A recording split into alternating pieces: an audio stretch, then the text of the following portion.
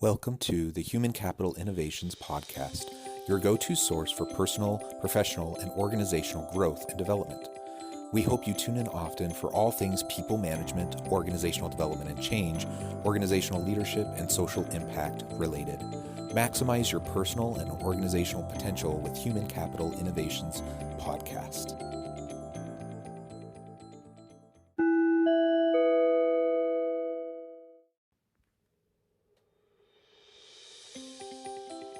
Welcome to the Human Capital Innovations Podcast. In this HCI podcast episode, I talk with Dr. Francesca Ortegren about how the pandemic has impacted people's retirement planning.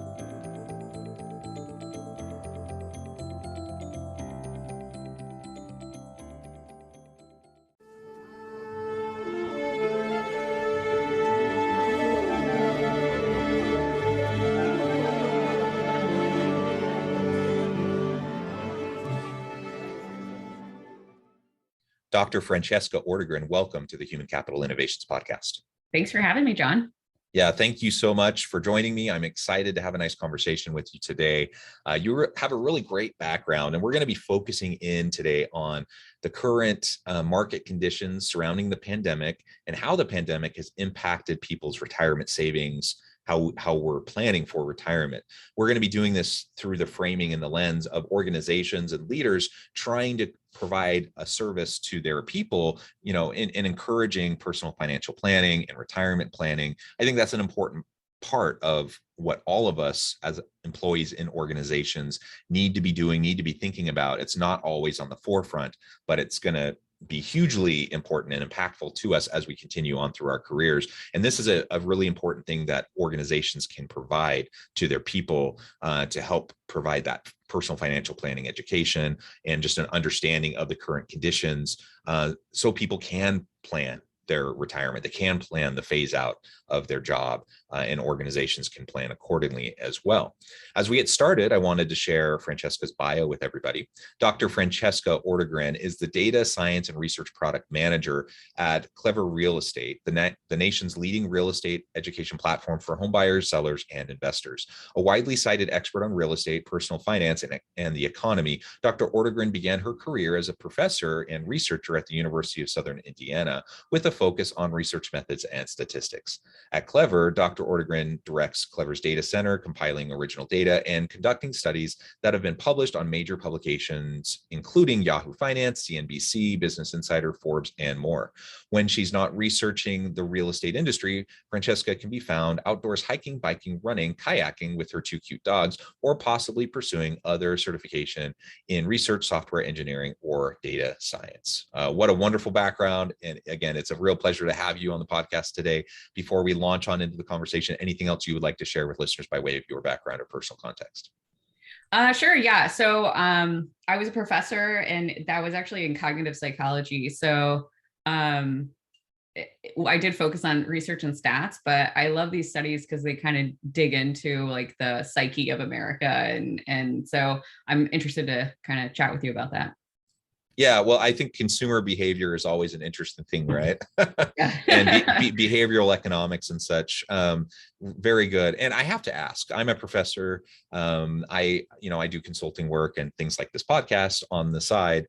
So I try to, do the scholar practitioner thing. I'm just curious how you made the transition from professor researcher to what you're doing now.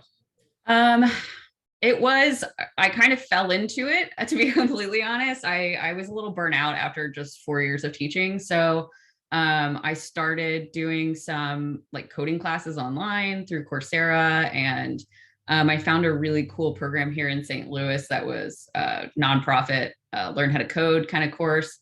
So I did some of that, and Clever actually found me on LinkedIn and told me about this research position that they had open. And I actually was not looking for a job. I was hoping to get into like engineering or something, more data science at the time. And I decided to go ahead and take the interview, and I liked them and started working there about 2 years ago. And since then I've been kind of just taking courses and kind of bulking up on my analytic skills and data analysis skills. So now I work with our engineering team and our products and do these research studies. So it's definitely, it started out a little bit more like academia and the research side of things. And now it's kind of, I do a bunch of different stuff. So it's a little bit more interesting, I think, to me anyway. Yeah. Well, Yeah. that's very interesting. And maybe I need to pay more attention to when I get these random recruiter messages in LinkedIn Yeah. that I usually just ignore. Yeah, I had not had that experience because I didn't have much of a LinkedIn profile at the time. Many academics don't, so I get more now, but at the time I was like, oh, this is so cool. Somebody was interested in me for whatever reason. And so I'm glad that I opened it up and took a chance. So Yeah, yeah, very, very good. Well, thank you for that additional background. All yeah. right, so let's launch into the main kind of meat of the conversation today. Pandemic, right? We're 18 months into this. I wish we were done, but it doesn't seem like we're, really done or getting close to being done. And obviously, there's been huge impacts, wide sweeping impacts across all parts of societies globally, right? And a big part of that, of course, is the economy, which the stock market impacts people's savings and plans for retirement. So overall, how would you frame this in terms of how the pandemic has impacted people's retirement savings?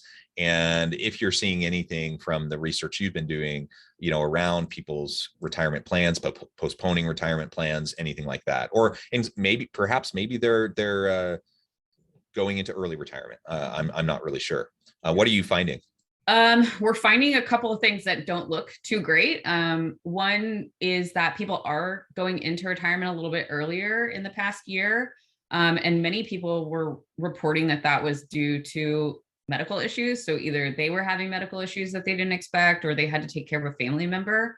A lot of people also lost their job kind of close to the time that they would have been retiring anyway, and are having a hard time finding work. So there's a number of reasons why people were kind of, I would say, forced into retirement early. And if you don't plan to retire early, that could really hurt your quality of life in retirement. Because having an extra, even couple of years to gain, uh, income or put money into retirement or sell your assets, whatever you want to do, is really important if that's what you plan for. So we're seeing a lot of that. People are spending their retirement money before they get to retirement, which is another big issue. So there's kind of a lot going on, unfortunately, with people losing jobs and getting sick. So having a pandemic and a recession at the same time is kind of really having a negative effect on people's retirement savings. Yeah, sure. And I just think about all the people that have, as you said, have been forced into either early retirement or just unemployment, and we know that that's disproportionately fallen on caregivers, for example. So and unfortunately that's disproportionately fallen on women. So we see a lot of people that have left the workforce because they're caring for children who are doing homeschool, or because they're caring for a loved one who's sick or whatever, right? So there, in terms of like the structural makeup of the labor market and the workforce, I think we've seen some setbacks due to the pandemic, which are going to take us a while to work our way out of, which is very unfortunate. And then, of course, that plays into all of this discussion around the retirement. So that's really tough. These are all really complex and challenging issues. I don't claim to have any answers for it, but it is good to acknowledge, at least that this is happening. And some reports have even said, we've set back women's equality in the workplace, with gender equity in the workplace, a generation just during the pandemic, which is disheartening. But it also perhaps gives us something else to work towards. Yeah, absolutely. I think that there's this idea that you shouldn't have any like gaps in your work history. And I think that employers are really going to have to take this pandemic into account if you took a year or two off, and not count that against people, especially women, because, in a lot of cases, there was no choice. If you have to stay home with your kids, you have to stay home with your kids. So it'll be interesting to see how that shifts once hopefully kids can go back to school as normal and we don't have to worry about taking weeks off if someone gets sick and things like that. But yeah, I think that it's going to be a uphill battle for a little while for sure. Yeah. So you, with all of these dynamics at play, and you've already mentioned, some people having to tap into their retirement funds early, people retiring early, kind of being forced into early retirement, people not being just fully prepared, not having sold off assets or whatever. What else are you seeing in terms of the stock market? How have people responded to the pandemic in terms of investments generally? How has the stock market performed? How has that impacted retirement savings? Yeah, so early on, it seemed like people were kind of panic selling their stocks because, a lot of us lived through the last recession and they, didn't want to deal with that kind of financial burden again. So we saw that we were going into a recession and people kind of panicked financially. So we saw that a bunch of people, I think, sold off their stocks early on in the pandemic. And who could have guessed that this would have been a pretty short recession and it wasn't going to last as long as the 2008 crisis. So we asked people if they regretted that decision, and about 60% of people who sold off stocks said that they did regret it in hindsight. And so I think that there's this kind of financial fear that goes along with recessions, obviously. But I think that's tied into a bunch of other things, not just the economy, but just wages in general. If you are comfortable and are comfortable in your future financially, you shouldn't necessarily sell just because we might be going into a pandemic. So it says a lot about the current financial state of many Americans, I think. Yeah. Super interesting. And maybe a tangential element of this. I'm wondering about cryptocurrency because I don't know how much this is fed into your research, but for example, we had Elon Musk and Dogecoin, that whole big kind of thing that happened. When was that? Last fall, when that got a lot of play and people started buying that up, and you had things like GameStop. It was GameStop, right? GameStop and AMC. Yeah. So you had just these weird blips. Yeah. So you have some of that kind of weird craziness. And I have to admit, I actually, for the first time during the pandemic, I decided, hey, I'm going to dabble in cryptocurrency because I thought, hey, why not? It's super speculative, and I kind of figured I'm only going to put in what I'm willing to lose. But, so I've dabbled in that a little bit, and it's, you've kind of seen ups and downs there. It's very volatile. How are you seeing some of those types of things playing into this? Yeah, so we actually we surveyed people kind of right after the GameStop stuff was blowing up. So that was what spurred the question of whether people regretted it. Because if I had stocks and then sold them and saw all these people making a ton of money, I think I would have had a lot of regret there.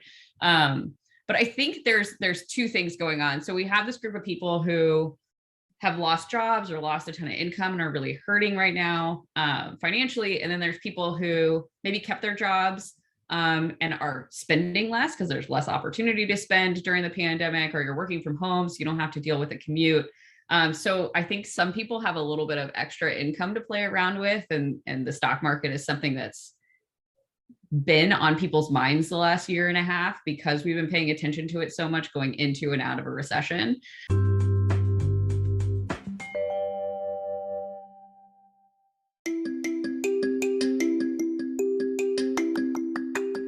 I'm excited to announce the publication of my new book from HCI Press, Bluer Than Indigo Leadership: The Journey of Becoming a Truly Remarkable Leader. Early in my adult life, I learned about an Asian proverb that translates as bluer than indigo.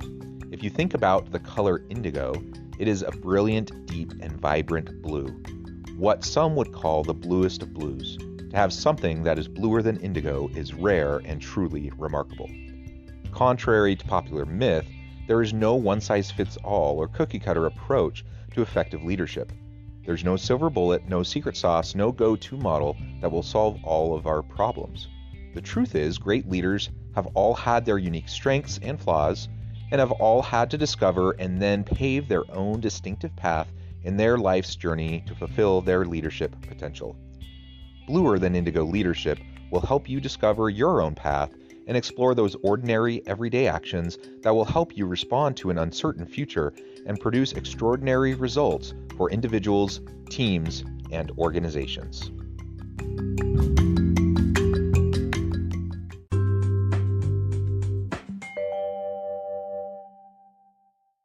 So it's interesting to see kind of like the behaviors there, but I think people are trying to take advantage of a system that they're starting to see is maybe different than they thought it was originally, because now they're looking into it a little bit more, or it's more mainstream. Yeah. Super interesting.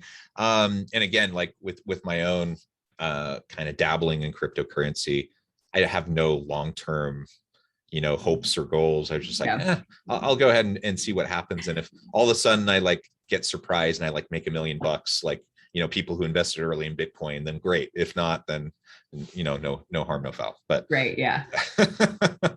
I wouldn't mind being surprised by making $1 million.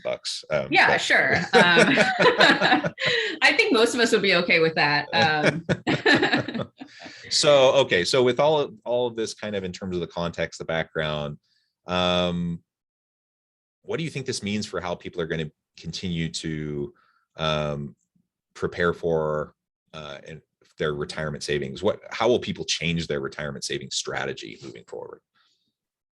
It seems really dependent on people. So some people are going to be more aggressive in their strategy. So they're going to go invest in higher risk investments so that they get a bigger return, hopefully. And other people are moving towards a safer option. So I think, this has a lot to do with people's individual risk tolerance. And maybe the pandemic brought on some anxieties that they didn't realize they had, or kind of just brought to light what their risk tolerance actually is. And so people are definitely switching kind of their retirement saving strategy. And I think a lot of people are going to start looking at that as a perk of a job as well. So at Clever, for example, we don't have a retirement fund because they want us to invest in whatever we want to invest in. So they figure, let's put that in your salary instead of matching a retirement fund, for example. And other companies say, well, match up to 5% or however much. And so I think the way that people invest might change, and that's going to impact what companies choose to do in terms of their benefits. So we might have long-term repercussions if everybody wants to move into the stock market, and people might need to change their retirement or benefits packages for new employees, especially younger employees who maybe want a little bit more freedom. Yeah. And I was curious about that. Like if you're seeing generational differences in approaches to preparing for retirement and or shifts in changes in those approaches during the pandemic. We definitely see generational differences. And they're kind of concerning. Millennials and probably Gen Z too are saving earlier for retirement than previous generations had, and they're saving a larger percentage of their paychecks.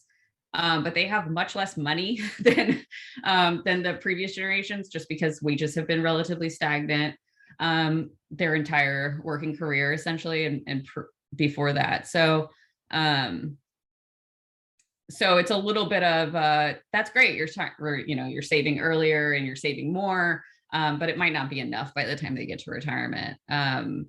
Especially if you kind of combine that with the fact that Social Security probably won't be an option by the time 25-year-olds right now are retiring. So I'm not counting on it, Yeah. So there's not much more time, I don't think, with the Social Security. And a lot of, if you go look at retirement calculators online, they assume Social Security. So if you're not super savvy in that, you're trying to figure it out yourself, it can be a lot of like unknowns and maybe incorrect information if you're hoping for $2,000 a month or whatever it is for Social Security.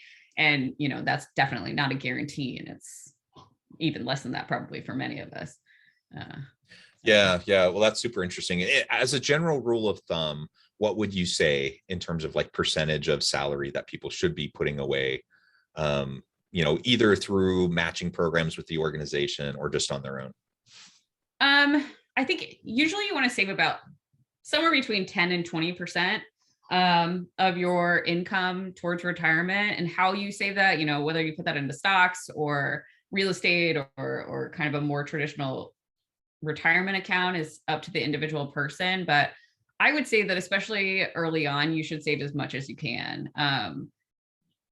It's sometimes not on people's minds because they have other things. Like I have student loans, for example, that I'm still paying off. And so that seems more important at this point in my life to not have that as something I have to pay for 30 years or however long my loan is. So I personally put less in retirement right now than I would if I didn't have student loans, for example. But yeah, I would say 10 to 20%, depending on your other financial obligations. Great. And maybe you can dispel a myth or correct me in my own personal retirement planning and habits. But I still have some student loans as well from going through, 11 years of school. Yeah. But I have my loans predated kind of the rise in student loan rates. Mm-hmm. And I have consolidated federal subsidized loans. And so mm-hmm. my interest rate is like crazy low. It's like 0.5% or something. Oh, wow. And so I don't even think about it. I'm just like, I'll pay it off maybe at some point. And I just say, I'm going to invest. Like I'm going to put my money, I'm not going to pay down my student loan other than what I have to pay, just the normal payments.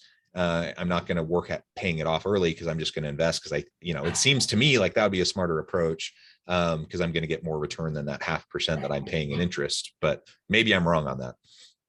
No, I think that you're right there. I think that if you have higher interest loans like credit cards or like most of my loans, I think are close to 7%, my student loans. So those are going to compound a lot more interest over time. So those are debts that you want to focus on, I think, more than saving, unless you think you can get a higher return than that 7% or however, or 20% on credit cards. And so it really just depends on the loan itself. If you're looking at 0.5%, I think that your strategy is great. That's definitely what I would do, because that 0.5% is not going to make a huge difference even over a long period of time. But at like a credit card, for example, you can end up paying thousands of dollars just over the course of a couple of months, depending on your balance. But yeah, so I would say that prioritize high interest loans and then saving and then low interest loans. So like paying off your mortgage, for example, really quickly doesn't make all that much sense. Right. So I think that's a good strategy. Yeah. Yeah. Oh, I mean, especially right now, the way interest rates are for mortgages, for example, my family, we refinanced about a year ago, and I feel pretty darn fortunate. I hear stories like my dad telling stories about when they bought a home in the 70s and interest rates were more like credit card interest rates. Yeah. I'm like, I don't even know how anyone bought a house back then, but oh my gosh. Yeah. I guess they were much cheaper back then. True. But still, that interest is terrifying. But yeah, we did the same thing. We refinanced early last year. And then rates are still even lower than when we refinanced. So people are really, if you're buying a house right now, housing is really expensive, but you're getting really great rates. So it's kind of a trade-off there. Yeah. But at 2 or 3% or whatever it is, that's hardly anything for a 30-year loan on an asset that's going to probably appreciate over time. Right. Well, very good. And all of this, I think, just to bring it back to how I introduced the topic, I think it's really important for leaders and organizations to think about these types of issues and how we can support and prepare people within our organizations to make good choices. I hadn't thought a whole lot about it. A couple of weeks ago, though, I just did a little informal, anonymous survey with people on my team, just asking for feedback, kind of start of a new academic year. I'm a department chair, like how have things been going?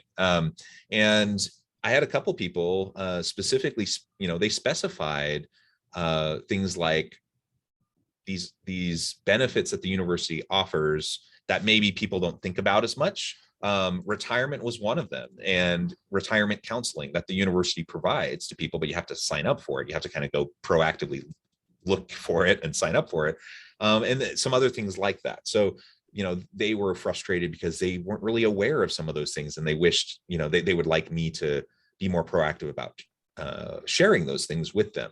And it was a really good point. Like, I hadn't really thought about it, and I certainly hadn't done much of anything to share those types of benefits that we had.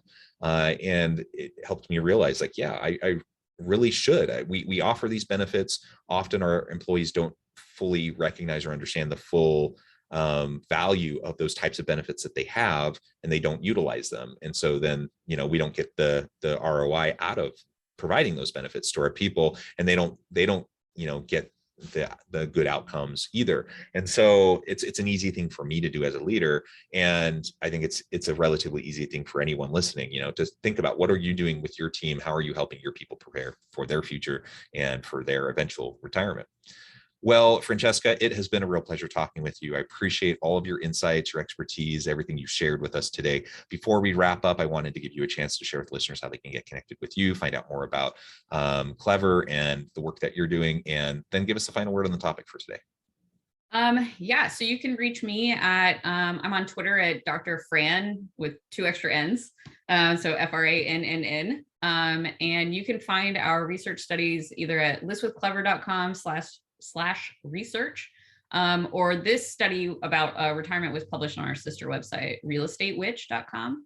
And I think kind of the last word is that retirement is something that you don't necessarily think about when you're young, or care about when you're super young, but people do and do need to be thinking about it. And I think that, like you said, employers can really take a proactive stance in that, and maybe provide education for young employees or anybody who wants to participate, or at the very least, like, have a lot of information about what are the benefits that you offer and how can you utilize those to best help your employees. Because employees who aren't struggling financially are going to be more productive, and they're going to be happier in their workplace. And so being able to provide those types of benefits and that information is super, super helpful. Yeah, absolutely. Well said. Well, thank you again. It has been a pleasure. I encourage listeners to reach out, get connected, find out more about what Francesca can do for you, what her team can do for you. And as always, I hope everyone can stay healthy and safe, that you can find meaning and purpose at work each and every day. And I hope you all have a great week.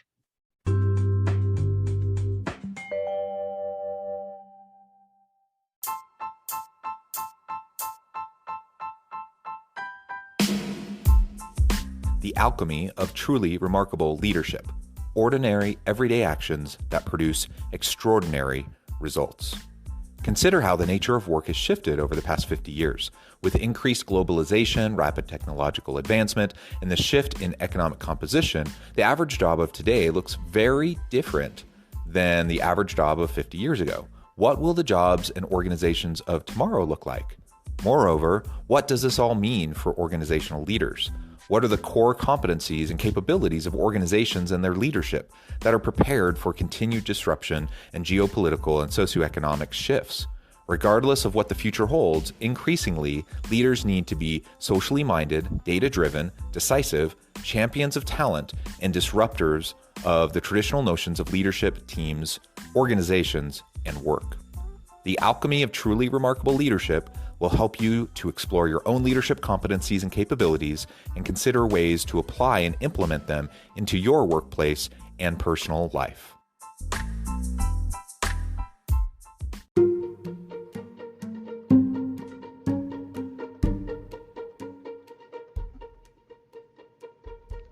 Check out Human Capital Innovations magazine, Human Capital Leadership.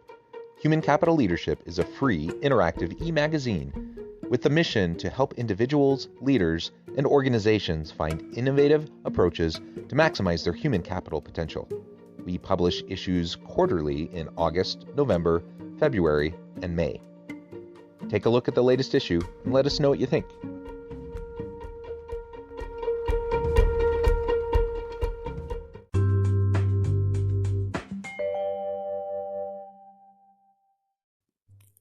Thanks again for joining us for this episode of the Human Capital Innovations Podcast. I hope you stay healthy and safe and that you have a great week.